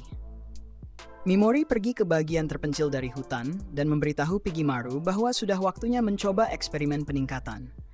Di penerimaan, pemimpin kota mengungkapkan bahwa dia telah mengundang seorang penyihir yang berspesialisasi dalam membongkar ilusi agar mereka bisa memastikan keaslian piala mata naga. Ashrain terkejut karena dia tidak diberitahu tentang hal ini, dan penyihir itu masuk ke ruangan. Beberapa waktu kemudian, Mimori menunggu Ashrain, tetapi dia khawatir karena Ashrain terlambat. Sementara itu, di tempat lain, Dewi memberitahu Ayaka bahwa dia akan dapat menyembuhkan gadis yang kehilangan tangannya. Dewi tidak bisa menggunakan sihir penyembuhan pada sembarang orang, jadi Sakura beruntung karena dia adalah cahaya harapan. Ayaka terkejut ketika Dewi mengetahui bahwa dia tidak akan bergabung dengan kelompok Kirihara, dan Ayaka menjelaskan bahwa dia tidak akur dengan Kirihara. Namun, Dewi menyebutnya egois karena sikapnya merusak keharmonisan kelompok pahlawannya. Ayaka membantah, tetapi Dewi mengakui tanggung jawabnya karena tidak membimbingnya dengan benar. Ayaka meminta maaf karena bersikap egois karena dia tidak bisa berpihak pada Kirihara. Tetapi dia berjanji untuk menjalankan tugasnya sebagai pahlawan kelas S dengan caranya sendiri. Dewi senang mendengarnya. Jadi dia memutuskan untuk mempercayakan siswa-siswa yang tidak lulus ujian kepada Ayaka. Jika seorang pahlawan kelas S seperti Ayaka melatih mereka, Dewi yakin bahwa mereka akan menjadi sekuat 100 orang. Ayaka mengira masalah ini sudah diselesaikan, tetapi Dewi mengungkapkan bahwa dia baru saja menerima dekret kerajaan yang menyatakan bahwa semua pahlawan yang tidak bisa bertarung harus dihapuskan. Para pahlawan ini akan dibuang ke reruntuhan jika Ayaka tidak menerima mereka. Jadi dia tidak punya pilihan lain selain setuju. Dewi memperingatkan bahwa para pahlawan ini mungkin akan menjadi penghalang, dan Ayaka mengucapkan terima kasih atas nasihatnya sebelum meninggalkan tempat. Ketika sendirian, Dewi jelas tidak senang dan memanggil Ayaka dengan kata-kata yang sangat buruk. Kembali di penginapan, Mimori bertanya-tanya apakah Ashrain hanya meninggalkan mereka. Namun, Pigimaru merasa khawatir, dan Mimori merasa ada yang tidak beres. Ashrain bisa saja menolak pekerjaan itu jika dia tidak ingin pergi, dan akan terlalu sulit baginya untuk menipunya. Tiba-tiba, Mimori mendengar beberapa orang berbicara tentang bagaimana paladin wanita masuk ke hutan gelap dan saatnya untuk memburunya. Sebagai tambahan, kesatria naga hitam muncul saat mereka menuju hutan gelap. Di dalam hutan, Ashrain menyadari bahwa kesatria naga hitam telah menemukannya. Ashrain menggunakan serangan kuat untuk mengalahkan salah satu dari mereka, dan kemudian menyerang naga lainnya. Penyihir dari sebelumnya membuatnya bingung, jadi dia tidak bisa berubah bentuk sampai dia pulih. Beruntung baginya, dia cukup kuat untuk mengalahkan satu lagi kesatria naga hitam. Meskipun demikian, dia masih membutuhkan banyak usaha untuk mengalahkan salah satu kesatria biasa ini. Jadi Ashrain khawatir seberapa kuat kesatria dengan peringkat lebih tinggi. Tiba-tiba, seekor naga mengancam akan menyerangnya, tetapi dia tahu itu hanya umpan. Ashrain mengejar target aslinya, dan dia diperkenalkan sebagai Gizun, wakil kapten skuad yang dipimpin oleh Sir Orbin dari 5 naga. Gizun mengumumkan bahwa hidup Ashrain akan berakhir sekarang, dan Ashrain memutuskan bahwa dia harus bertarung dengan roh-roh yang tersedia. Ashrain berpikir bahwa tujuan mereka adalah menangkapnya, tetapi Gizun mengungkapkan bahwa skuad Orbin mendapat perintah rahasia untuk mengeliminasi dirinya. Gizun terbukti terlalu kuat baginya, dan dia jatuh ke tanah. Ashrain memberitahunya untuk langsung menghabisinya, tetapi Gizun ingin menunjukkan padanya seperti apa rasanya bersama seorang pria terlebih dahulu. Tiba-tiba Mimori muncul entah dari mana dan memaralisis Gizun. Mimori juga telah memaralisis naga tersebut dan menegur Ashrain karena tidak bertemu dengannya. Mimori kemudian meracuni kesatria naga, tetapi dia mengubahnya menjadi versi non-mematikan. Mimori lalu membuat Gizun tertidur dan menyadari bahwa jika dia bepergian dengan Ashrain, dia juga akan dikejar oleh kesatria naga hitam. Ashrain mengira bahwa Mimori tidak ingin dia ikut lagi, jadi dia menawarkan untuk mengembalikan permata tersebut. Dia tahu bahwa dia hanya akan menyebabkan masalah, tetapi dia terkejut ketika Mimori memberinya sesuatu. Ashrain terdiam ketika ternyata Mimori memiliki banyak permata naga biru. Mimori menyatakan bahwa akan merepotkan jika mencari pengawal lain, dan Ashrain menunjuk tinggi Masasis. Meskipun begitu, dia mengajukan tawaran kepada kesatria yang mengejar Seras Ashrain. Jika dia mau menjawab pertanyaan Mimori, nyawanya akan diselamatkan. Namun, Gizun menolak untuk bekerja sama, merasa terhina dengan tantangan dari seorang anak biasa melawan kesatria naga hitam. Ceres bersikeras ingin tahu siapa yang mengirimnya untuk membunuhnya. Tetapi Gizun hanya menunjukkan rasa ingin tahunya untuk melihat wajah mantan putri elf tinggi yang bersumpah setia kepada kekaisaran suci ketika dia mengetahui kebenarannya. Namun kesatria itu tidak akan pernah mendapatkan kesempatan lain untuk mengalami apapun karena sebuah bilah memotong langit dan menembus punggung pria itu dengan kasar. Di atas, kesatria naga hitam melayang di luar jangkauan keterampilan Mimori. Pahlawan yang disebut-sebut itu melihat rambut dan pakaian putih. Apalagi merah berdenyut, yang jelas menunjukkan bahwa ciri-ciri ini milik Sivit Gartland, yang dikenal sebagai yang terkuat dari umat manusia. Saat itu, seorang pria terbangun dengan putus asa di tempat tidurnya setelah mimpi buruk dengan Gartland muda yang menuntut agar dia menyerahkan pahlawan terkuat kepadanya. Gartland adalah pahlawan terkuat di dunia. Dia adalah pahlawan terkuat di dunia. Gartland life Pacifical Mint. Asik ya? Meski begitu, dia menawarkan sebuah proposal kepada kesatria yang mengejar Seras Ashrain. Jika dia mau menjawab pertanyaan Mimori, nyawanya akan diselamatkan. Namun, Gizun menolak untuk bekerja sama, merasa terhina dengan tantangan dari seorang anak sembarangan melawan kesatria naga hitam. Ceres bersikeras ingin tahu siapa yang mengirimnya untuk membunuhnya. Tetapi Gizun hanya menunjukkan rasa ingin tahunya untuk melihat wajah mantan putri elf tinggi yang bersumpah setia kepada kekaisaran suci ketika dia mengetahui kebenarannya. Namun, kesatria itu tidak akan pernah mendapatkan kesempatan lain untuk mengalami apapun karena sebuah bilah memotong langit dan menembus punggung pria itu dengan kasar. Di atas, kesatria naga hitam melayang di luar yang jangkauan keterampilan Mimori. Pahlawan yang disebut-sebut itu melihat rambut dan pakaian putih, apalagi merah berdenyut, yang jelas menunjukkan bahwa ciri-ciri ini milik Sivit Gartland, yang dikenal sebagai terkuat dari umat manusia. Saat itu, seorang pria terbangun dengan putus asa di tempat tidurnya setelah mimpi buruk, di mana Gartland muda menuntut agar dia menyerahkan pahlawan terkuat kepadanya. Gartland adalah pahlawan terkuat di dunia. Dia adalah pahlawan terkuat di dunia. Gartland is identitas ses widen mile what of next fiend. Menurut cerita, Sivit adalah pemimpin dari 5 naga, tetapi Mimori mengamati bahwa salah satu dari mereka hilang. Ngomong-ngomong, Orben, salah satu anggotanya, berkomentar bahwa bos tidak perlu membunuh Gizun, yang dijawab oleh pemimpin bahwa bawahan seharusnya tidak terlalu emosional terhadap pekerjaan sampingan seperti ini. Ngomong-ngomong, dia ingin tahu apakah ini adalah perintah dari Ortola, dan Seras terkejut mendengar nama itu. Beberapa waktu lalu, Ortola seharusnya menyerahkan sang putri untuk dipulihkan dari usia tuanya dan diubah menjadi pria yang penuh semangat. Tetapi dia takut putrinya ternoda dan menawarkan apa saja sebagai gantinya agar Seras tetap bersamanya. Kini, ketakutan di tempat tidurnya, dia menginginkan kematian wanita itu. Begitu dia mengetahui siapa yang memerintahkan eksekusinya, Seras Ashrain terbenam dalam ketakutan. Gartland menegaskan bahwa Gizun akan merusak rencana ini dengan menodai putri tersebut. Itulah sebabnya dia dibunuh. Dengan itu, Mimori mengingat bahwa pria itu sepenuhnya terdiam dan tidak lagi menimbulkan ancaman, namun dia masih membayar dengan nyawanya. Swaitis, wakil kapten kesatria berkuda, memberitahukan bahwa Ortola menyerahkan keputusan tentang apa yang harus dilakukan dengan korban kepada mereka, mengusulkan agar mereka memberikan Ashrain sebagai hadiah kepada bawahan sebelum mengeliminasi dia. Namun, Orben mengingat bahwa mantan kaisar suci meminta agar mantan putri dikembalikan dengan kemurniannya utuh. Menurut kesatria tersebut, sepertinya pria tua itu tidak akan mati dengan tenang sampai elf itu pergi dari dunia ini. Untuk menyelesaikan situasi, Sivit menantang wanita itu untuk berduel dan jika dia menang, nyawanya akan diselamatkan. Yang terakhir dari kesatria naga hitam, Metama, mencatat bahwa pakaian roh kapten kesatria lutut suci terkenal, dan Sivit mengungkapkan keinginannya untuk menguji pakaian ini dalam pertarungan. Namun, minat sebenarnya Sivit saat ini adalah pemuda di samping elf, jadi dia bertanya tentang namanya. Mimori tidak tahu bagaimana harus merespons, sehingga keringat dari dahinya menetes di wajahnya, terutama karena pahlawan terkuat umat manusia masih berada di luar jangkauan, seorang pria yang bahkan lebih kuat daripada jiwa.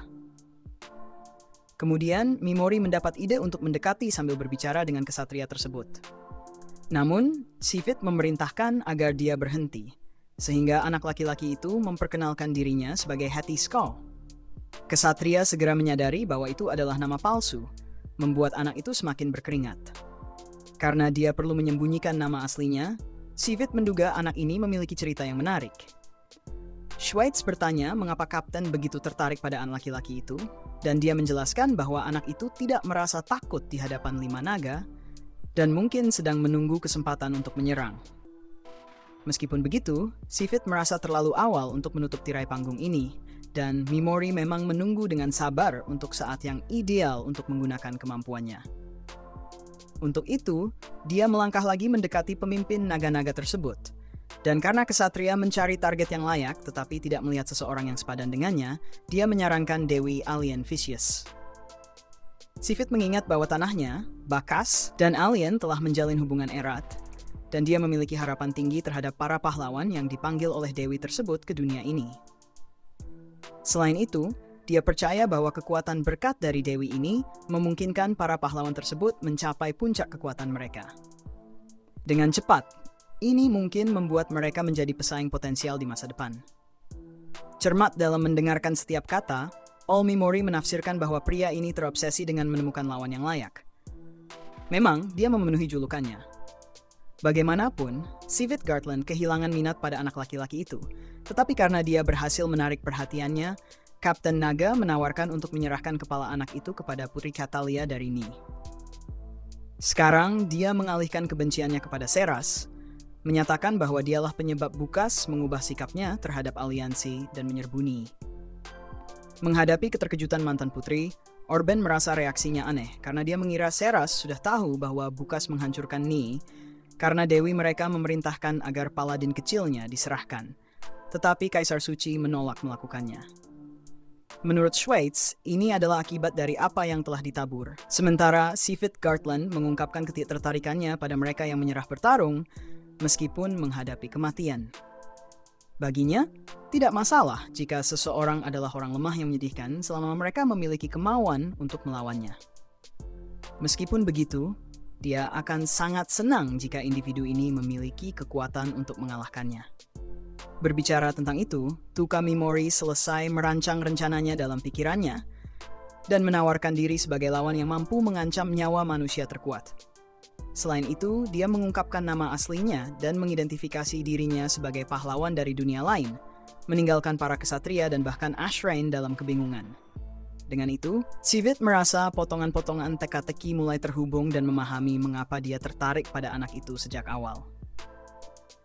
Menyadari bahwa kesatria putih memiliki bakat dalam mendeteksi kebohongan, Mimori memutuskan untuk beralih ke mode jujur sepenuhnya dan mengklaim bahwa dia telah dibuang oleh Dewi Vicious dan terpaksa hidup terpisah dari para pahlawan lain karena dia berada pada level yang berbeda dari mereka.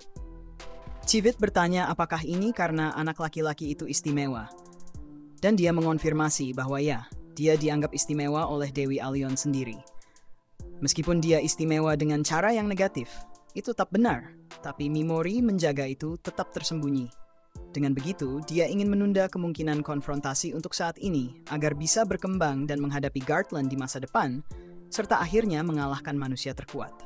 Namun, Mimori melangkah lebih jauh dengan menegaskan bahwa dia akan menjadi cukup kuat untuk menghadapi Dewi Vicious sendiri. Tertarik, Gartland bertanya bagaimana anak laki-laki itu berniat mencapai tingkat itu, dan dia mengungkapkan bahwa dia akan menuju ke tanah monster bermata emas, karena Dewi itu sendiri mengatakan bahwa dia tidak akan campur tangan lagi dalam hidupnya jika dia berhasil melarikan diri dari reruntuhan Discar. Namun, Mimori ingin campur tangan dalam kehidupan Dewi Avallion. Dengan itu, pahlawan yang dibuang ingin menegaskan bahwa tidak ada kesempatan dia akan pergi dan akan menepati janjinya mengenai konfrontasi di masa depan karena dia ingin membalas dendam terhadap Vicious, dan Sivit langsung menangkap hal ini. Puas dengan keadaan ini, kesatria menerima tawaran tersebut. Tetapi sebelum pergi, dia perlu menyelesaikan masalahnya dengan Seras Ashrain. Mimori berargumen bahwa dia membutuhkan kekuatan elf tersebut untuk mencapai tanah monster bermata emas, dan bahwa dia berniat menggunakannya hanya untuk menjadi lebih kuat. Sivit merasakan ketulusan pemuda itu dan berencana untuk membebaskan keduanya. Orben mulai memprotes, tetapi pemimpin mengancam akan menghapus bawahan tersebut jika dia terus berbicara. Setelah masalah ini diselesaikan, dia memerintahkan Schweitz untuk memberitahu Grim Ritter agar tidak ada yang menyentuh Tuka Mimori dan Seras Ashrain. Kemudian keempat naga pergi dan dengan pimpinan yang teralihkan, Mimori menunggu momen yang tepat untuk melumpuhkan mereka semua beserta tunggangan mereka. Dengan para pria tergeletak di tanah, Mimori melepaskan racun dan membuat para kesatria naga hitam berdarah. Kapten mereka bangkit meskipun terkena efek lumpuh dan keracunan, dan ini adalah kedua kalinya pemilik kemampuan ini melihat seseorang bergerak dalam kondisi lumpuh seperti itu. Yang pertama adalah Soul Eater. Kini Gartland mencoba melemparkan tombaknya ke arah penyerang, namun gagal. Keempat mata Ma yang sekarat memberi isyarat kepada sebuah pasukan siaga yang segera mendekat. Mimori kemudian Huseras bahwa dia bisa melarikan diri jika mau, tetapi dia memilih untuk tetap tinggal, karena dia adalah pengawal anak laki-laki itu. Namun kini dia memiliki alasan yang baik untuk menerima permata naga biru tersebut sebagai hadiah. Sambil merintih kesakitan, Sivit Gartland memerintahkan Aslan untuk mengeliminasi kedua penyerang tanpa mendekat agar tidak jatuh dalam jangkauan pahlawan yang dikirim oleh Alion. Sementara itu, Mimori mempersiapkan kekuatan yang diperolehnya melalui solusi peningkatan monster yang dikembangkannya bersama Pigimaru. Tak lama kemudian, dia meluncurkan kemampuan Assault Excel ke udara, melepaskan tentakel lendir yang terhubung ke tubuh manusia dan memperpanjang jangkauannya ke langit, memungkinkan Mimori untuk melumpuhkan targetnya dari jarak jauh. Saat hujan manusia dan naga menghiasi langit sore yang terlambat, pahlawan muda yang diasingkan tersebut membuat para kesatria hitam tertidur, sehingga meningkatkan kemampuan tidurnya dan membuka 3 keterampilan baru, membekukan, kegilaan, dan kegelapan. Dengan mainan barunya, Mimori pertama-tama bersenang-senang dengan Orben dengan membuat kesatria itu gila, yang kemungkinan besar akan menyebabkan serangan. Dikombinasikan dengan lumpuh, Orben kemungkinan besar akan segera mati. Selain itu, anak laki-laki itu menghapus efek lumpuh dan tidur pada Schweitz dan menerapkan kegelapan, membuat mata pria itu menjadi hitam. Mengingat bahwa Orben ingin membunuh Seras untuk uang, dan Schweitz ingin menyerahkan dia kepada anak buahnya, Mimori tidak merasa bersalah menggunakan mereka sebagai kelinci percobaan. Tak lama kemudian, naga pertama dan kedua mati akibat keracunan, diikuti oleh tuan-tuan mereka. Pada saat yang sama, kerajaan makhluk bersayap jatuh ke tanah. Setelah masih hidup, Mimori mengakui bahwa Sivit Gartland benar-benar mengesankan. Sivit bertanya siapa anak laki-laki ini, dan dia menjawab bahwa dia bukanlah pahlawan yang datang untuk menyelamatkan dunia, melainkan hanya seorang pembalas dendam. Setelah mendapatkan jawaban yang diinginkannya, manusia terkuat itu mati, tanpa bisa bereaksi seperti orang biasa yang tak berdaya. Setelah itu, Tuka Mimori dan Seras Ashrain mempersiapkan awal perjalanan mereka, dan elf tersebut menyebutkan bahwa seorang pemburu pahlawan tertentu mungkin bisa menghadapi Sivit suatu hari nanti. Orang ini adalah salah satu kesatria hitam dan mungkin menjadi tantangan di kemudian hari. Namun anak laki-laki itu mengingat bahwa naga-naga yang ditunggangi oleh 5 kesatria memiliki ukuran yang berbeda, menyadarkannya bahwa dia sebenarnya baru saja membunuh pemburu pahlawan yang disebut-sebut itu, membuat putri tersebut terkejut. Sementara itu, di wilayah tempat para pahlawan lainnya berkumpul dan berbagi tugas, serta sengketa yang diminta oleh Dewi Ayaka, laments Ayaka atas ketidakmampuannya mengembangkan kemampuan meskipun berada di kelas S. Di tengah kekacauan ini, seorang wanita bernama Kikipat mendekati bersama lebih banyak pengikut Vicious dan mengklaim bahwa dia akan memberikan perintah di sana selama ketiadaan dewa tersebut. Oyamada memberontak dengan pemikiran untuk menerima perintah dari seseorang yang dianggap lemah. Sebagai balasan, Kikipat menyerangnya dengan pedangnya, menjatuhkannya dengan kecepatan yang luar biasa. Setelah itu, dia mengumumkan bahwa para pahlawan harus kembali ke ibu kota kerajaan karena beberapa dari mereka akan naik ke panggung. Kembali ke Mimori, sebelum mereka pergi untuk selamanya, Seras menawarkan seluruh kekuatannya agar Mimori bisa mencapai balas dendamnya dan karena dia mempertaruhkan nyawanya untuk menyelamatkannya. Dengan elf yang berlutut di hadapannya, sang pahlawan menyentuh bahunya dan meyakinkannya bahwa dia akan membalas budi ini suatu hari nanti.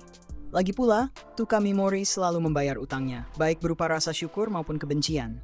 Kembali di ibu kota, Vicious memuji kesetiaan dan efisiensi pelayannya Kikipat, mengangkat salah satu kakinya agar pengikut muda itu menunjukkan komitmennya sepenuhnya terhadap pengabdiannya.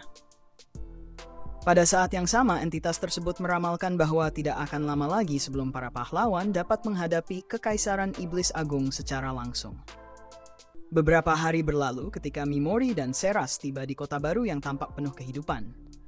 Pasar yang ramai dengan percakapan, tawa, dan anak-anak yang bermain di malam hari.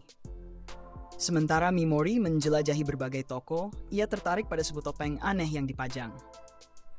Penjaga toko memberitahunya bahwa topeng itu adalah replika dari Raja Terbang, seorang Raja Iblis yang dulu mempertahankan tanah para iblis melawan tentara raksasa dan berhasil menyelamatkan rasnya dari kepunahan.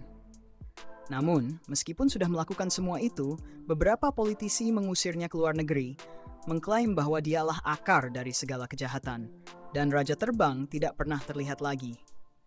Mimori akhirnya membeli topeng tersebut dan membawanya ke tendanya, lalu mencobanya sambil berpikir betapa kisahnya mirip dengan Raja Terbang. Tapi berbeda dari Raja Iblis itu, dia pasti akan membalas dendam pada Dewi. Keesokan paginya, dia berangkat menjelajahi kota bersama Seras yang yakin bahwa musuh mereka tidak akan menduga mereka berada di tengah kota.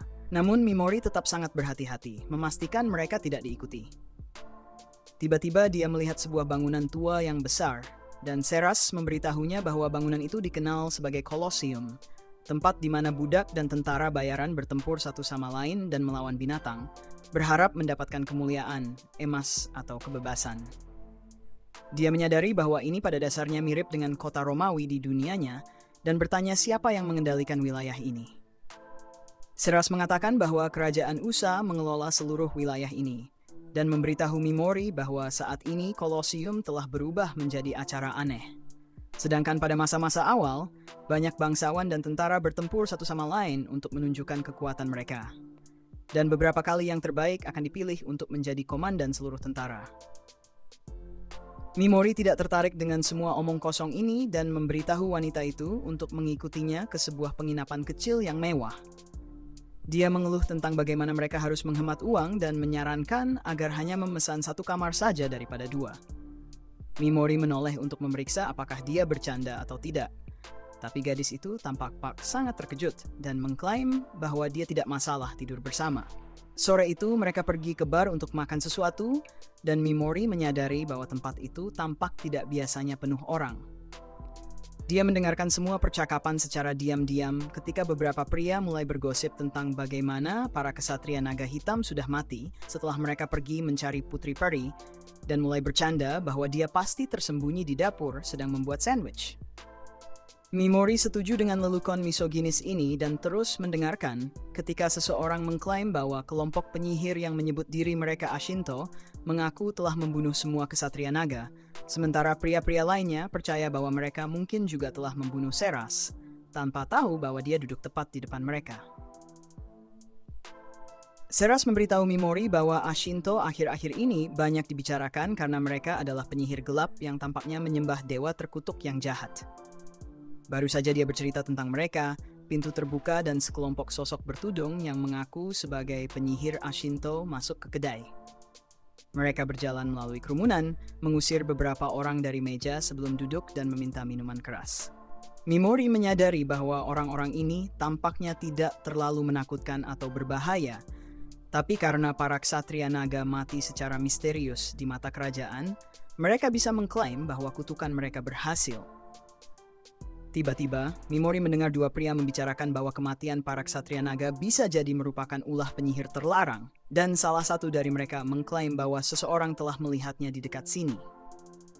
Mimori segera mendekati mereka dan memesan banyak bir dan makanan sambil meminta informasi sebagai imbalannya. Para pria dengan senang hati memenuhi permintaan tersebut dan memberitahunya bahwa penyihir terlarang seharusnya adalah elf gelap yang tidak terlihat selama 10 tahun terakhir. Tapi baru-baru ini, seseorang mengklaim telah melihatnya bertarung di arena Colosseum sebagai petarung darah. Dia bertanya di mana dia bisa menemukan wanita beast tersebut, dan mereka memberitahunya bahwa dia harus melewati Colosseum dan untuk itu, dia memerlukan izin dari Duke. Tiba-tiba pintu terbuka, dan seorang wanita cheetah memasuki tavern, dan para pria langsung tersenyum, mengklaim bahwa Mimori beruntung karena ini adalah wanita beast yang mereka bicarakan. Mimori segera mendekati gadis cheetah itu dan menawarkan minuman serta makanan. Cheetah tersebut memperkenalkan diri sebagai Eve dan langsung bertanya apa yang dia butuhkan. Sehingga Mimori langsung bertanya apakah dia pernah melihat penyihir terlarang. Eve akhirnya mengecewakan Mimori dengan mengklaim bahwa itu hanya rumor yang dimulai oleh seseorang. Memang benar bahwa dia pernah memasuki hutan emas, di mana penyihir itu konon tinggal, tapi dia tidak pernah benar-benar bertemu dengannya. Dia bertanya mengapa Mimori ingin tahu tentang penyihir itu, dan Mimori berbohong dengan mengatakan bahwa dia adalah seorang ilmuwan yang ingin membuat film biografi tentangnya. Namun, F hanya memperingatkan agar dia tidak mendekati hutan, karena dia tidak akan bertahan 1 hari di dalamnya. Dengan itu, Eve meninggalkan tavern dan tidak lama kemudian Mimori dan Seras juga pergi. Seras dengan percaya diri mengatakan bahwa wanita Beast itu berbohong. Mimori juga berpikir demikian dan memutuskan untuk menyelidiki lebih lanjut esok hari. Mereka kembali ke penginapan untuk malam itu, di mana Mimori menyadari bahwa dia lupa memberi makan slime-nya dan khawatir akan gugatan dari Pigimaru. Mereka segera mulai memakan beberapa sandwich keju tua yang ada di tas sihirnya, yang sangat disukai Seras. Mimori bertanya-tanya bagaimana mereka bisa mendapatkan informasi lebih lanjut dari Eve, dan Seras menjawab bahwa satu-satunya hal yang diperhatikan oleh para petarung darah adalah uang. Karena dengan itu, mereka bisa mendapatkan kebebasan dari tuan mereka. Namun untuk itu, mereka akan membutuhkan sejumlah besar uang. Mimori memutuskan untuk mencari tahu lebih banyak tentang Eve keesokan paginya. Sementara Seras memutuskan untuk membakar beberapa kalori agar tetap menjaga bentuk tubuhnya yang jam pasir dan mengenakan armornya yang membuat semua vitalnya terbuka. Dia mulai berlatih keterampilan pedangnya, sementara Mimori mengamati dengan kekaguman, menyadari bahwa wanita ini bisa membuat sandwich dan memotongnya dengan pedangnya, yang merupakan nilai tambah. Dia terkesan dan bertanya apakah dia bisa mengajarinya beberapa gerakan dasar, dan Seras setuju. Dia memberitahunya untuk menyerang dengan sepenuh tenaga. Tapi Mimori ragu apakah wanita yang lemah bisa menangani tenaganya. Seras memberitahunya untuk tidak khawatir karena dia dulu menjadi instruktur untuk Ksatria Suci. Jadi Mimori menyerang dengan penuh kekuatan. Namun, Seras menghindar dan mengunci kedua lengannya di belakang tubuhnya. Mimori segera menyerah dan Seras membiarkannya pergi setelah mereka berdua penuh keringat. Seras menyadari bahwa wanita harus mencuci pakaian, jadi dia segera turun untuk membersihkan pakaian mereka, tapi mulai mencium jubah Mimori dengan aneh saat dia datang dari belakang. Dia segera menyembunyikan apa yang sedang dilakukannya sambil memberitahu Mimori bahwa dia sudah terbiasa mencuci pakaian. Beberapa waktu kemudian, Seras pergi tidur, sementara Mimori duduk membaca buku sihir gelapnya. Tapi, seperti aku yang kadang disleksia, dia tidak bisa memahami apapun. Dia menyadari bahwa Seras telah berusaha keras untuk memastikan dia tidak menjadi beban, dan memutuskan untuk mengucapkan terima kasih kepadanya esokan paginya. Sebelum dia bisa pergi tidur, Seras terbangun saat Mimori memberitahunya bahwa dia tidak bisa tidur. Seras segera mengeluarkan tas herbanya dan mengambil 3 jenis herba dengan efek yang berbeda pada seseorang. Dia mengklaim bahwa herba pertama bisa membuatmu mengantuk dan rileks, sementara yang kedua bisa membuatmu berenergi. Mimori bertanya-tanya apakah itu benar-benar bekerja, tapi memutuskan untuk mencobanya. Jadi, dia mengambil beberapa cangkir dan memasukkan beberapa kubus kaldu sebelum menuangkan air panas. Setelah itu, Seras mengeluarkan sebuah botol dan mulai menuangkan herba ke dalam cangkir. Tapi kemudian dia menyadari bahwa dia salah menuangkan ramuan energizing, bukannya ramuan relaksasi ke dalam teh. Mimori menyadari bahwa ini bisa jadi masalah, mengingat mereka berada di ruangan yang sama tanpa ada yang melihat. Tapi dia mengingat tujuannya, yaitu membalas dendam pada Dewi Vicious, yang membuatnya kembali fokus. Saat Seras membungkuk setelah akhirnya menemukan raja dari semua incel. Keesokan paginya, mereka berdua kembali ke kota untuk mengumpulkan informasi lebih lanjut dan Seras kembali dengan gosip yang menggugah selera. Dia memberitahu Mimori bahwa Eve dibawa ke sini sebagai budak 3 tahun lalu dan menunjukkan potensi sebenarnya sejak pertarungan pertamanya. Sejak hari itu, dia tetap tak terkalahkan di arena dan besok adalah pertarungan terakhirnya sebagai budak. Mimori terlihat khawatir karena ini berarti dia sudah memiliki cukup uang yang membuat menyuapnya tidak mungkin. Yang mengejutkan, Seras mengatakan bahwa ada lebih banyak cerita karena ternyata Eve sudah mengumpulkan cukup uang untuk membeli kebebasannya 2 tahun lalu. Tapi dia tetap tinggal karena ada seorang budak anak yang juga ingin dia bebaskan. Dia juga memberitahunya bahwa sebagian besar petarung darah terkuat telah mati dalam pertarungan terakhir mereka. Dan dia curiga bahwa Duke Tua tidak menyukai para petarung ini mendapatkan kebebasan mereka. Jadi dia merancang pertarungan melawan mereka dan membunuh mereka dengan dingin. Mimori bertanya-tanya apakah Eve tahu bahwa pertarungan terakhirnya bisa merenggut nyawanya dan semua yang dia impikan, sementara Eve mengasah pedangnya untuk bersiap menghadapi pertempuran.